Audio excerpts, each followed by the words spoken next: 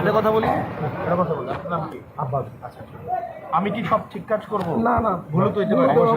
আমরা একসাথে ফাইট করছি ফেসিবাদের বিরুদ্ধে। অবশ্যই আমার বিরুদ্ধে যদি কোনো ভাব থাকে, এটা তাহলে এটা তো আপনি যার কাছে 4 তারিখ সহযোগিতা করছিল, উনি সিআরবি মোড়ে আমাদের জন্য আওয়ামী লীগের কারণের কাছে কি জন্য আসছেন?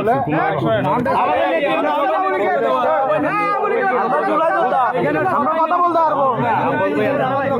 আব্বাস ভাই থাকো, আমাদের অধিকার আছে বলার। আপনার যদি কোনো গুজব থাকে উনি কোটা আন্দোলনে ছাত্রদের উপর গুলি চালানোর জন্য ওনাদের একটা ক্ষোভ আছে, ওনারা এটা বলতে চাইছে, কিন্তু সমস্যাটা যেটা হয়েছে সবাই একসাথে বলতে এখানে কিন্তু ওনারা কেউ আমার বা আমি এখানে ব্যাপারটা হচ্ছে ওনাদের যে ক্ষোভটা আছে, এই ক্ষোভটা হচ্ছে যোগ ওনারা বলবে আমাকে, ভাই আপনি তো একজন একজন করে যদি বলেন, ধরেন উনি আওয়ামী লীগের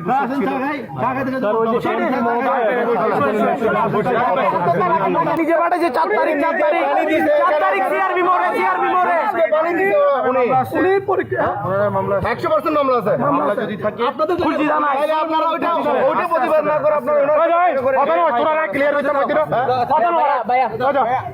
কিন্তু আমি আপনারা একজন একজন করে কথা বলবেন।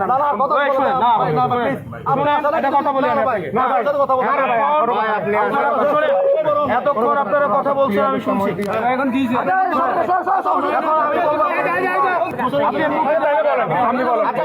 কেমনি করে তুলবে আপনাকে জামায়াতে দিয়ে?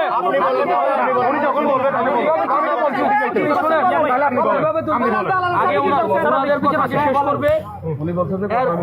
ওনাদের কথা আগে শেষ করবে। শোনেন আপনার এই আপনার নাম কি ভাইয়া?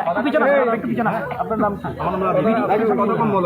এখানে এই শোনেন, এখানে প্রত্যেকটা মানুষ আপনার মানে এক্সপিরিয়েন্স আছে, আপনি এলাকার স্থানীয়, আপনি এলাকার মানুষের হচ্ছে রাজনীতি করেন, রাজনীতিক মানুষ আপনি অনেক গালাগালি করতে পারেন, আমার সাথে রাগ করতে পারেন, কিন্তু আমি সবাই মিলে যখন কথা বলে, রাজীব ভাই কথা শুনে, সবাই মিলে যখন কথা বলে বোঝা যায় না, সবাই মিলে কথা বললে বোঝা যায় না। আপনি একজন একজন করে কথা বলতে হবে, একজন একজন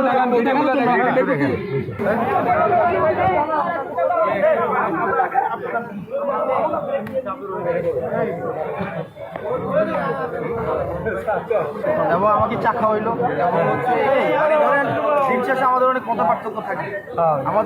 পার্থক্য থাকবে, রাজনীতিতে। এটা রাজনৈতিক গণতন্ত্র সৌন্দর্য। আমার এক আমাদের এই বেসিক রাজনৈতিক মত পার্থক্যের বাইরে গিয়েও আমাদের একটা হৃদ্যতাপূর্ণ সম্পর্ক থাকে। এইটাই উনি আমাদের মেহমান, ওনা আমাদের কাছে আসছে, আমরা ওনাকে সসম্মানে বিদায় দিচ্ছি। কিন্তু এখানে কেউ ভুল বোঝাবুঝি করছিল, আসলে এই জন্য কিছু না কেন মেয়র, সাবেক মেয়র মঞ্জুর আলমের পাশে আসছিল উনি, তো মেহমান হিসেবে আসছিল, আমরা ওনাকে স্বাগত জানাই, সসম্মানে দিলাম। এখানে